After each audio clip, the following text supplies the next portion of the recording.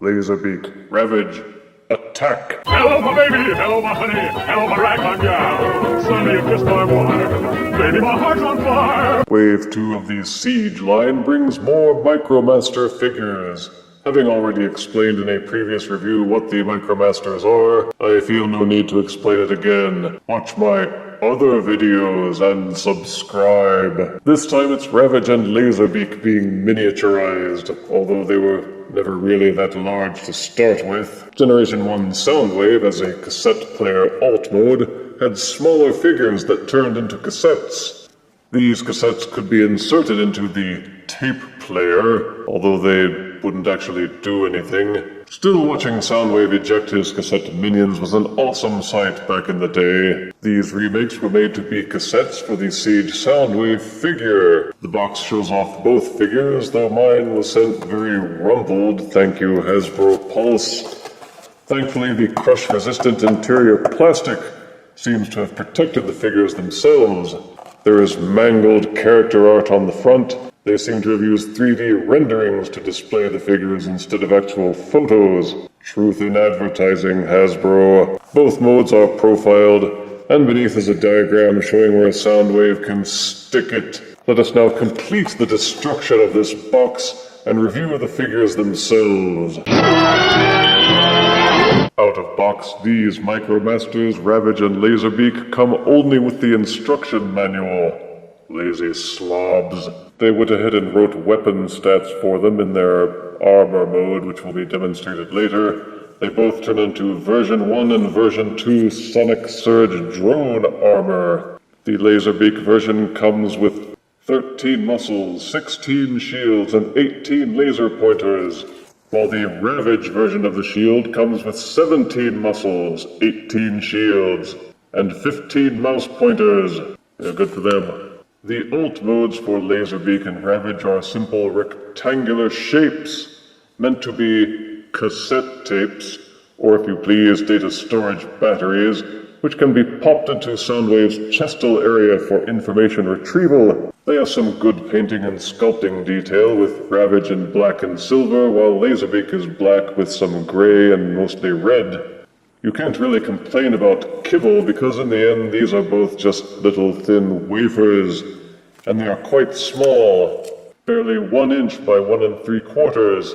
But even so, you can kind of see their robot-y parts, especially with Ravage, with his cat legs easily discernible underneath. Without even any fire blast accessory ports that can plug anything into, there isn't much to the alt modes, though they're not completely useless. If you have Siege Soundwave, like I do, you can store 1 cassette at a time inside the chest.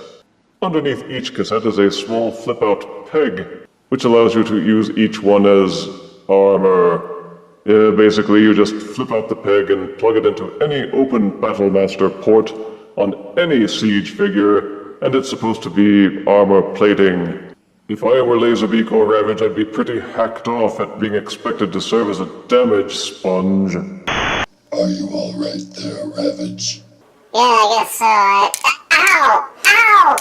Ow! Neither one is particularly difficult or complicated to transform. With Laserbeak, simply flip out the condor head. Much like with Generation 1, you flip the wings outwards from the sides. At the back there is this fragile double-hinged setup. Angle it up and forwards, and then rotate it down to form Laserbeak's laser battery.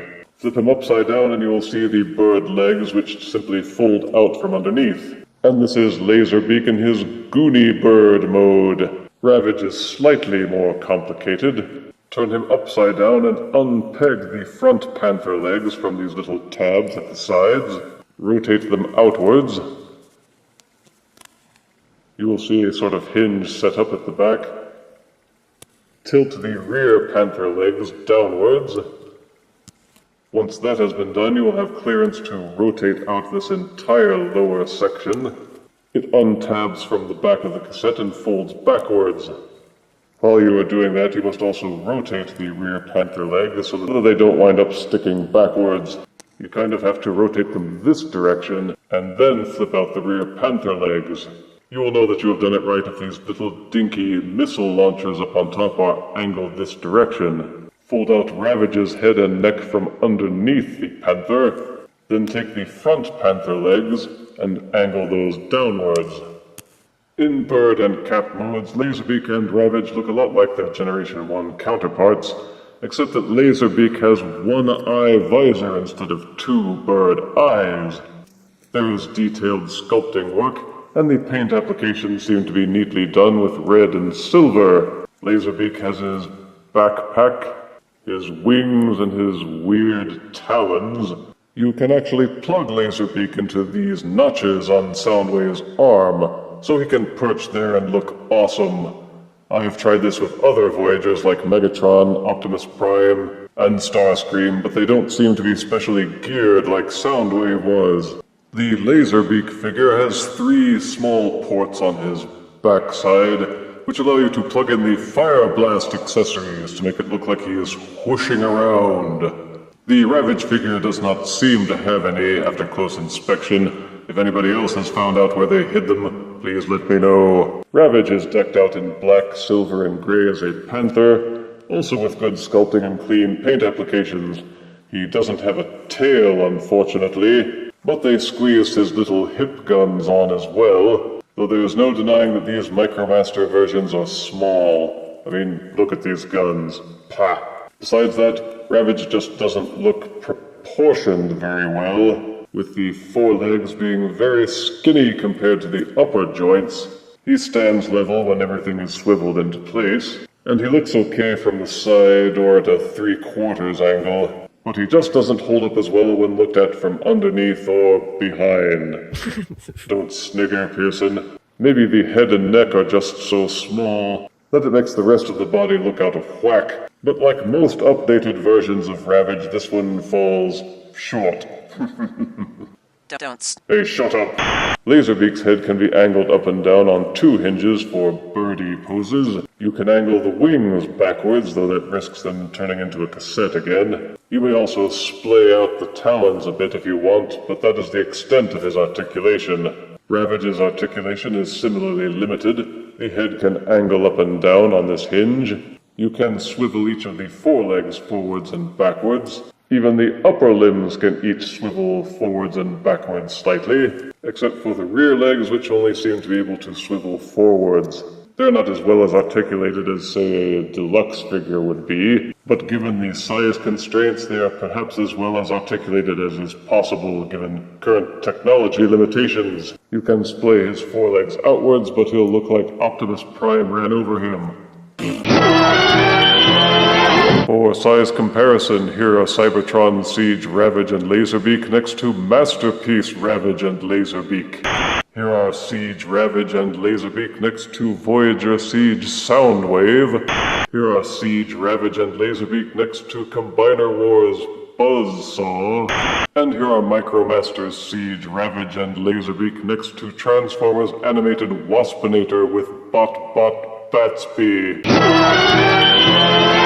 As standalone figures, the beast modes are what stand out with these Micromasters. The alt, cassette / armor modes aren't as versatile. Positive aspects are in the paint and sculpting, and these do serve as nice add-ons for Voyager Soundwave. Negatives are the tiny size.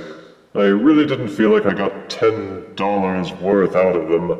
If they had come with Soundwave, that would have been a nifty bargain. Ravage's Panther mode doesn't scream sleek like it should, and these figures lack the combined mode ability that most of the other Micromasters seem to have. Still, when your starting foundation is a featureless rectangle, there's not much you can do. War for Cybertron, Siege, Micromasters, Laserbeak, and Ravage earn 6 out of 10 deaths. Keep circulating the tapes. If you refuse me, honey, you lose me, then you'll be left alone. Oh, baby, tell them all, and tell me I'm your own.